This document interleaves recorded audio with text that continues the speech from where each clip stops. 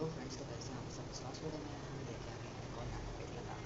सो लद्दाख के बारे में आज वीडियो में हम जानेंगे इसकी हिस्ट्री, प्रोटेस्ट यहाँ पे क्यों हो रहे हैं और ये स्टेट हुड के लिए फाइट कर रहे हैं, सारी चीज़ें जानेंगे। तो आप सभी ने न्यूज़ में लद्दाख का बहुत सुना होगा पिछले 6 दिनों के अंदर, 1 वीक के अंदर। सो सारी चीज़ें कवर कर दूँगा इस वीडियो में। सो मेक श्योर आप सब वीडियो में बने रहिए। सो स्वागत है आप सभी का हमारे चैनल स्टडीज जोन पर। So let get started. तो सबसे पहले तो हम देखते हैं लद्दाख, जो कि high mountains and rich heritage का एक लैंड है। एंड इसकी जोग्राफिक एंड कल्चरल आइडेंटिटी क्योंकि हाई एल्टीट्यूड पर लोकेटेड है लद्दाख। एंड कोल्ड डेजर्ट है यहाँ पे, जो डेजर्ट है वहाँ बहुत ही कोल्ड है। और अप्रॉक्सीमेटली यहाँ पे 3 लाख पीपल रहते हैं, जिनमें से 47% मुस्लिम पॉपुलेशन है, 40% बुद्धिस्ट पॉपुलेशन है एंड बचे के 12% हिंदू रेजिडेंट है। अब हिस्टोरिकल जैसे अगर देखें तो बहुत समय पहले, मतलब सेंचुरीज ईयर्स पहले क्या हुआ था, यहाँ पे तिब्बतन किंग्स थे और डोगरा डायनेस्टी ने इस रीजन को रूल किया था। एंड जम्मू कश्मीर में ये शामिल हो गया था 1846 से लेकर 2019 तक। अभी आपको आगे पता चलेगा अलग क्यों हुआ था। 17वीं सेंचुरी में लेह पैलेस बना एंड फिर उसके बाद स्टोक पैलेस बना, जो कि रॉयल ट्रेडिशन को प्रिजर्व करके रखा है। एंड हॉल ऑफ फेम बनी, जो कि वॉर हीरोज़ जो यहाँ पे वॉर होते हैं उनके हीरोज़ जो निकल के आते हैं उनको इस हॉल ऑफ फेम में उनकी फ़ोटोज़ लगाई जाती हैं। सो ये कुछ हिस्टोरिकल लेजेसी हैं जो लद्दाख की हैं।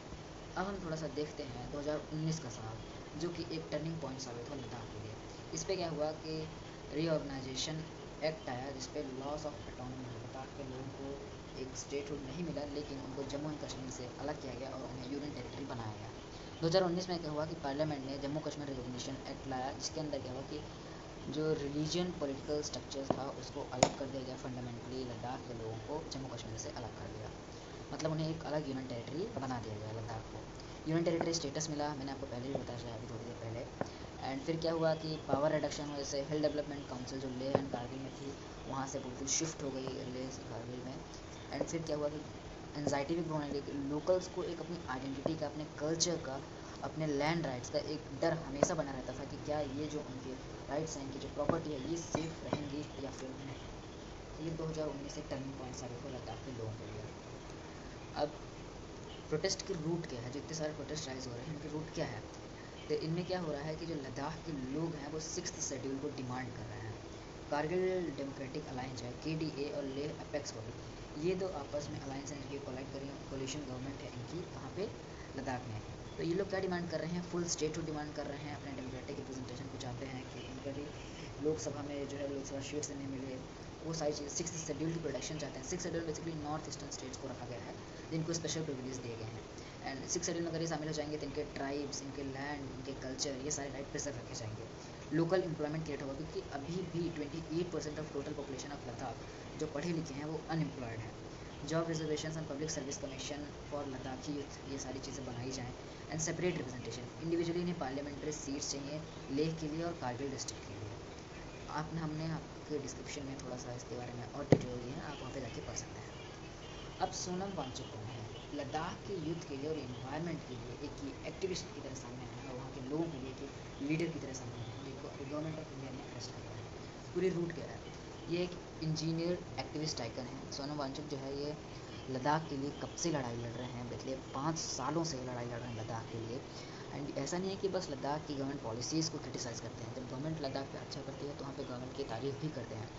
एंड जैसे कि आप सभी को पता होगा 2023 में उन्होंने अपनी हंगर स्ट्राइक स्टार्ट की थी, भूख हड़ताल शुरू किया था। उस समय पे बिल्कुल पीसफुली ये डिमांड करते थे कि इन्हें कॉन्स्टिट्यूशनल प्रोटेक्शन दी जाए लद्दाख को। एंड फिर क्या हुआ कि चैम्पियन ऑफ एनवायरनमेंट फाइटिंग, जो माइनिंग प्रोजेक्ट जहाँ पे लद्दाख पे सेट किए जाते थे, जो लद्दाख के फ्रेजाइल इकोसिस्टम को बहुत ही डिस्टर्ब कर रहे थे।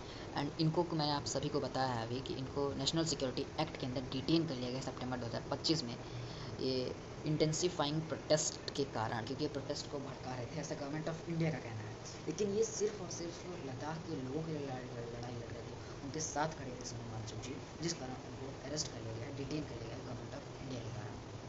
अब थोड़ा सा आगे चलते हैं कि ये प्रोटेस्ट है, ये पीसफुल एगिटेशन से लेकर डेडली क्लैशेस तक कैसे बदल गए हैं। तो सितंबर 2025 में LAB और KDA, ये जो अलायंस हैं दो लद्दाख के अंदर, इन्होंने 15 डे का एक स्ट्राइक रखा एक्टिविस्ट वीक में सोनम वांगचुक के साथ। फिर क्या हुआ कि हॉस्पिटलाइजेशन में ट्रिगर मिला है। स्टार्टिंग में क्या हुआ कि जो स्ट्राइकर्स थे वो हॉस्पिटलाइज्ड हो गए और मैसिव यूथ का मोबिलाइजेशन स्टार्ट हुआ, क्योंकि वो उनको भूख हड़ताल के कारण उनको हॉस्पिटलाइज करना पड़ा, उनकी तबीयत खराब हो गई। फिर मास प्रोटेस्ट स्टार्ट हो गए, 1000 के लोग में गैदर होने लगे लेह में एंड पीसफुल डेमोन्स्ट्रेशन करने लगे, वहाँ पे पीसफुली प्रोटेस्ट करने लगे।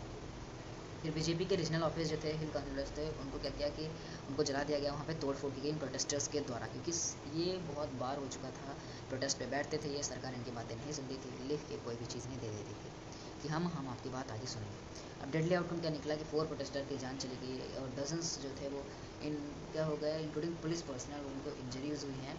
एंड अब बात आती है लॉकडाउन की, तो कर्फ्यू इम्पोज कर दिया गया है, यहाँ पे इंटरनेट पूरी तरह से शट डाउन कर दिया गया है। पार्लियामेंट्री फोर्सेज जो है, पैरामिलिट्री फोर्सेज जो है यहाँ पे डिप्लॉय की गई, ताकि लद्दाख के लोगों को देखभाल की जा सके, यहाँ पे कोई प्रोटेस्ट की कंडीशन हो।